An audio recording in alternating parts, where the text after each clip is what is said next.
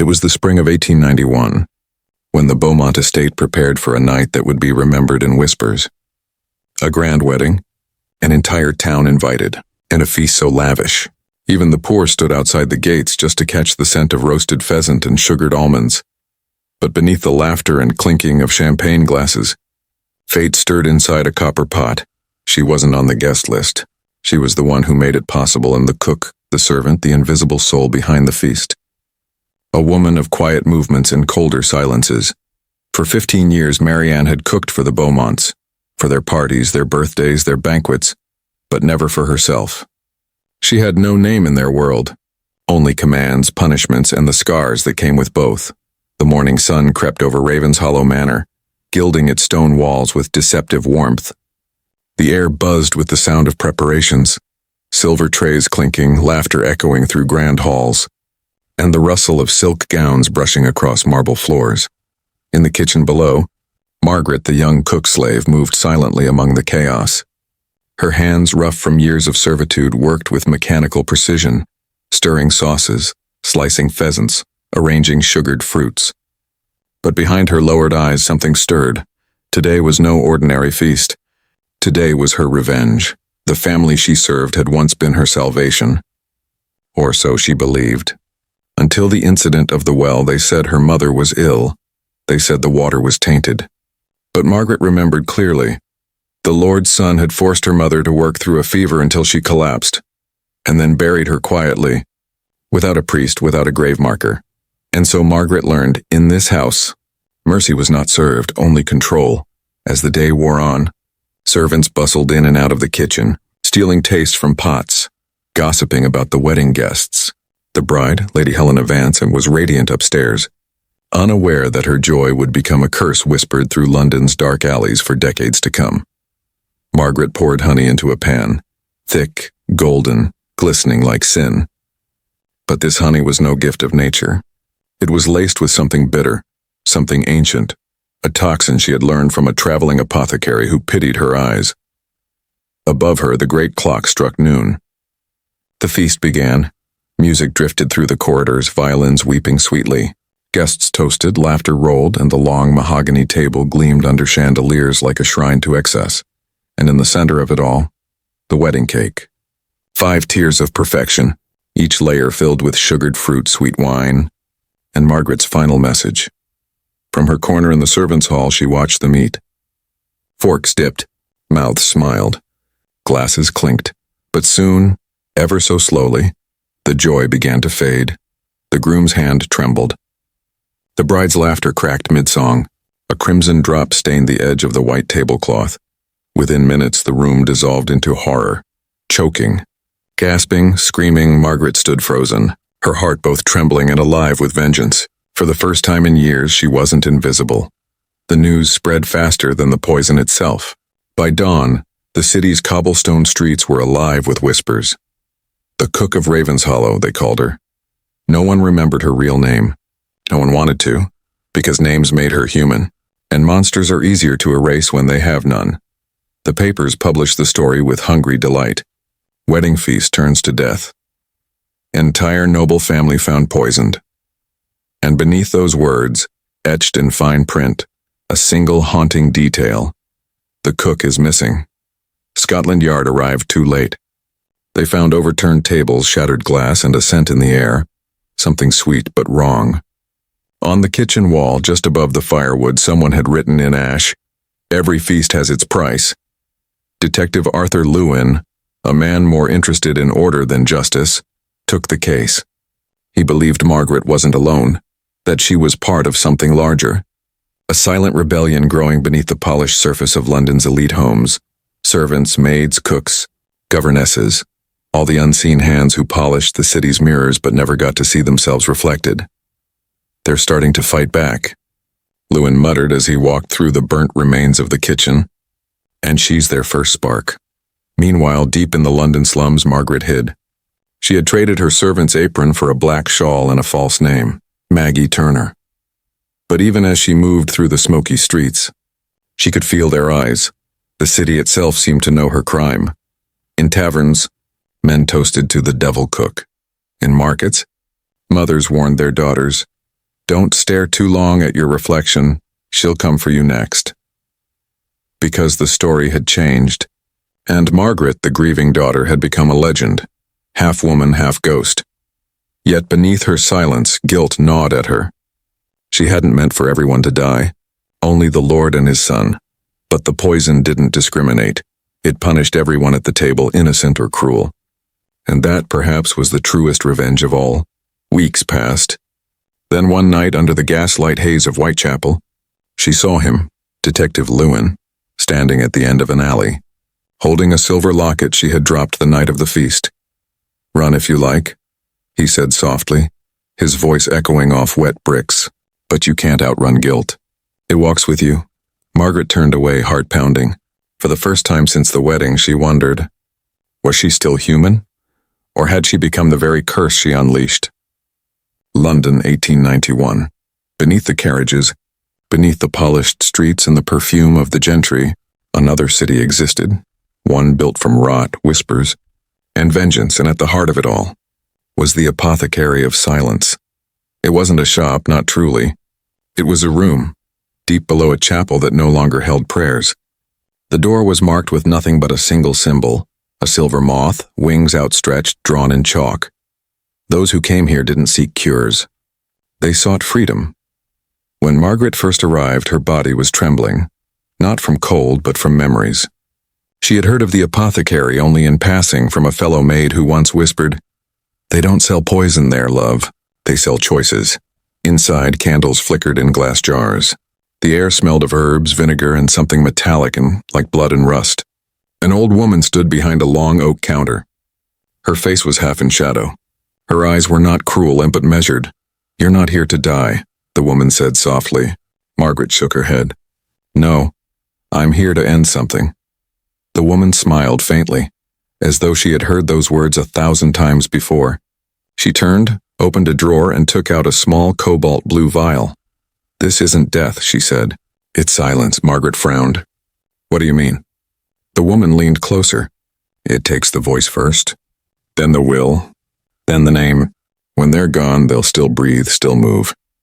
But to the world, it'll be as if they never existed." Margaret hesitated. "It sounds like mercy." The apothecary's smile faded. "No, child. It's justice, in a form only the forgotten can understand." That was months before the wedding. And that was when Margaret became something else entirely. Not a cook, not a servant, but a weapon forged from despair. Every stir of the spoon that night, every measured grain of sugar, every almond shaved to perfection, was a step toward balance. The balance London refused to see. Now, as Detective Lewin examined the fragments of the blue vial found near the kitchen hearth, his blood ran cold. He had seen that mark before, the silver moth, in cases that never reached court, in disappearances that were never spoken of again. He realized what this meant. Margaret wasn't the only one. She was part of something older, something that existed in the cracks between history's pages. Meanwhile, deep in her hiding place beneath the river docks, Margaret stared at her reflection in a puddle.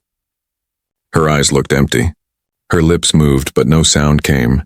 She hadn't swallowed the poison, yet it seemed the silence had found her anyway, because justice, once unleashed, doesn't stop with its target. It devours everyone who dares to touch it. The city sleeps, but its ghosts never do. They linger in the spaces between the cobblestones, in the soot, in the fog, in the quiet we mistake for peace. Detective Lewin had begun to see them everywhere. Not literal ghosts, but their traces. Laundry tags, servant rosters, asylum records, each marked by the same strange pattern. A silver moth, faintly drawn in pencil or ash, and every record led to the same kind of woman.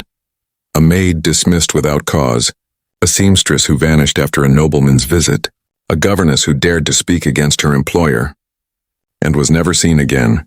It was as if London's forgotten were calling to him, whispering from the cracks in history. We were here. We suffered, and then we silenced them. He filled notebook after notebook until his hand cramped. The police commissioner called him obsessed. But Lewin knew better. These weren't isolated crimes.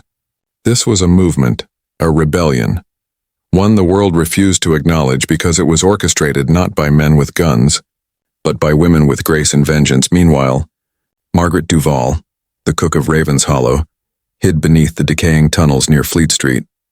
The rats had become her only witnesses. The city above feasted while she starved, yet sometimes she swore she could hear the voices again. Soft, female, compassionate, you did what we couldn't. You made them taste it. She turned toward the whisper and saw, in the water pooling near her feet, reflections that weren't hers. Dozens of faces, all pale, all watching, each with the mark of the silver moth glowing faintly upon their throats. The Society of Silence, or as Londoners had begun to call them, the Moth Women, had been born decades earlier. During the height of the Victorian workhouses, when a single accusation could send a woman to the asylum, they had no manifesto, no leader, just an oath. If they erase us from the record, we will erase them from memory. Every accidental fire in a manor's kitchen, every unexplained death of a lord in his sleep, every family that vanished from the registry overnight. It was them, the women who refused to stay silent. Detective Lewin stared at his wall of clippings, faces of noblemen, families and the servants who once worked for them. Each connection formed a web, each string leading back to one point. The night of the Beaumont wedding. Margaret hadn't started the rebellion. She had simply finished it, and yet, something still didn't make sense. Why had she stayed in London when she could have fled? Unless she wanted to be found. That evening, as he crossed Blackfriars Bridge, he noticed a single silver moth pinned to his coat collar. The wind was still. No one had brushed past him. He froze, then he heard it, faint female laughter behind him. By the time he turned, the street was empty, but on the ground in the lamplight lay a torn page from one of his own notebooks, his handwriting replaced with a message. You cannot investigate silence. You can only join it. December 12th, 1891. The night that would be remembered in London's darkest whispers. Inside the Riverside Manor, chandeliers burned like captured suns, casting their glow upon velvet curtains, gloved hands, and smiling liars. The great winter feast had begun, and somewhere between laughter and the clink of silver spoons, justice was being served. Celia Washington stood in the manor kitchen, a woman unseen, unheard, yet the heartbeat of this mansion. Her hands moved with silent precision, stirring, slicing, sealing fate into every dish. Tonight, the same hands that had been beaten for mistakes were writing their final recipe, a story of vengeance, plated in silver. In the grand dining hall, 17 guests sat gleaming in their arrogance. The colonel, his pale wife Rosalind, and their spoiled son Addison, the one who once called Celia's children rats in lace. They raised their glasses, toasting a night of peace. But peace was not invited. The first course arrived, turtle soup laced with sherry and something older, darker. The guests praised it. Celia watched from the doorway, silent. The second course, roasted duck in red berry glaze, was a masterpiece of color and deceit. Addison smirked, biting deep, never realizing that sweetness was the last kindness he would ever taste. By midnight, the laughter slowed. Faces turned pale beneath candlelight. Coughing began to echo against the gold-framed walls. The colonel rose to shout an order, then fell, choking on his own voice. Rosalind screamed. Addison staggered back, eyes wide as crimson stained his lips. Celia didn't move. She simply watched the empire that broke her heart collapse in its own dining room. When the fire dimmed, when the last cough faded, she stepped forward and whispered, not to the dead, but to the walls that had witnessed it all now. It's quiet. At dawn, when the police arrived, they found her sitting near the fireplace, hands folded, expression calm. No tears, no regret. When asked if she had done it, she simply smiled and then said, I only cooked what they ordered. London. January 1892. Snow fell softly over the Old Bailey courthouse, muting the city's noise, as if London itself held its breath.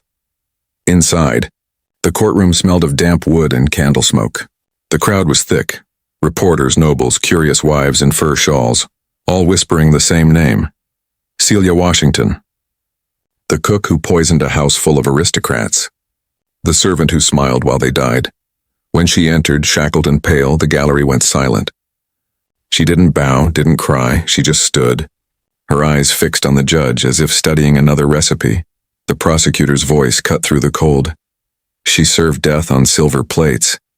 He painted her as a monster, a jealous servant, a bitter soul turned murderer. But when it was her turn to speak, Celia's voice broke through like a whisper in a cathedral. "You call it murder," she said softly. "I call it memory." Gasps filled the room. They dined on stolen lives. My son, my husband, they took them. I only gave back what they fed me. The jury shifted uncomfortably. The judge looked down, unsure if he saw a sinner or a symbol. One journalist later wrote, "She spoke not as a criminal, but as history's shadow." When the verdict came, the words echoed like church bells. Guilty of murder. By poison. The courtroom erupted. Some clapped. Some wept. Celia did neither. She simply whispered, "Justice is not a meal to be served warm." And when they led her away, one guard swore he saw her smile, not out of madness, but peace. That night, the press printed her story as "The Poisoned Feast of London."